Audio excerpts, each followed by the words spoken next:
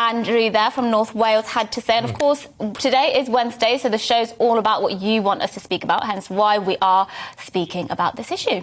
Absolutely. Right, so we're delighted to be joined by Hillel Neuer, the Executive Director of United Nations Watch, to talk about this in more detail. Hillel, thank you very, very much for joining us. Now, off the top of your head, what do you reckon is the most ridiculous example of UN behaviour that you can share with our viewers and listeners?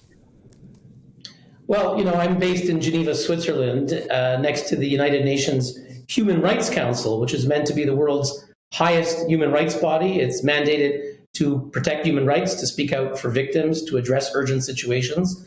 And the members of this 47-nation body include China, up until 2 weeks ago, Russia, Cuba, Venezuela, Eritrea, Pakistan, Somalia, Kazakhstan, Qatar. These are countries that commit gross and systematic violations of human rights.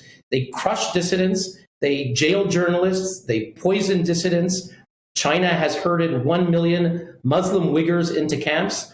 Why are the world's worst violators of human rights sitting as judges and guardians of human rights for the world? So, that's something that I face, I would say, every day.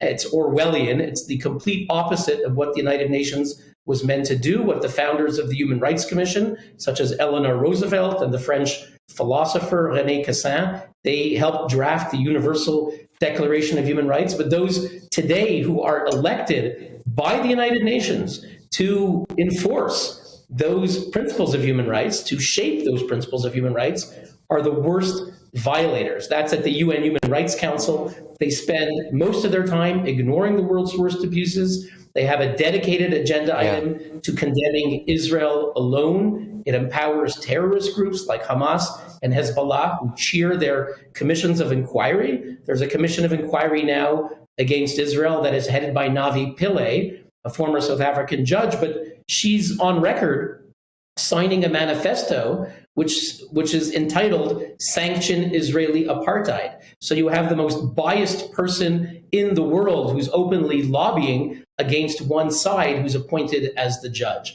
So that's the Human Rights Council. Then you move to the UN Women's Rights Commission, which is based in New York City. And one of the newest members that just took its seat is the Islamic Republic of Iran. Now, the Islamic Republic of Iran is a regime that subjugates women. They arrest women for the crime of not covering their hair. Women are denied basic equality. I hear what you're saying. I hear what you're saying. And President Donald Trump, I think this was in 2018 when he was withdrawing from the UN Human Rights Council. I think that was a few years ago. He called the UN Human Rights Council a cesspool of political bias.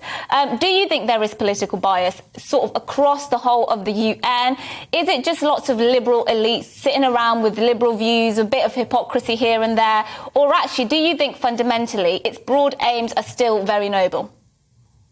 Well, look, the founding aims of the UN are, like you say, they are very noble. It talks about fundamental freedoms. The drafters of the United Nations Charter were Franklin Delano Roosevelt and liberal internationalists, and the United Nations Charter and the Universal Declaration of Human Rights are great documents with noble principles. The problem is that there is a hijacking of these bodies by dictatorships. You mentioned liberal elites, but let's understand there's a toxic alliance between the world's worst dictatorships.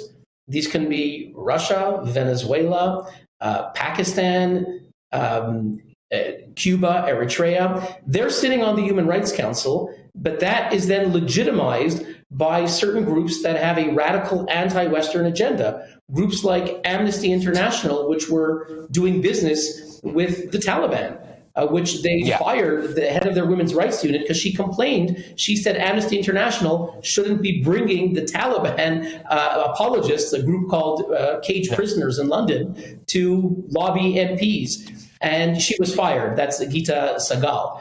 And Amnesty International, sadly, legitimizes much of what dictators do at the UN. The same goes for groups like Human Rights Watch. If we talk about their obsession with demonizing Israel, that is led by the worst dictatorships, and groups like Human Rights Watch, headed by Ken Roth, who's going to leave in a few months, they legitimize that. So there's this alliance This odd, irrational alliance by dictatorships and people in London. You had Jeremy Corbyn, you had Red Ken. They give legitimacy to what the dictatorships do, where they join together. No, look, absolutely right, absolutely right, and I think as well, the British public did see through that actually a bit, which is just as well. Although to be fair, Ken Livingstone was Mayor of London for quite a while actually, but I think that was one of the key sticking points, Jeremy Corbyn, that and the fact that I think he was a bit doddery. Anyway, thank you very, very much. Cheers for coming on the show. We'll have to have you back on. Absolutely, what this man doesn't know about the UN isn't worth knowing. Clearly, anyway, moving on.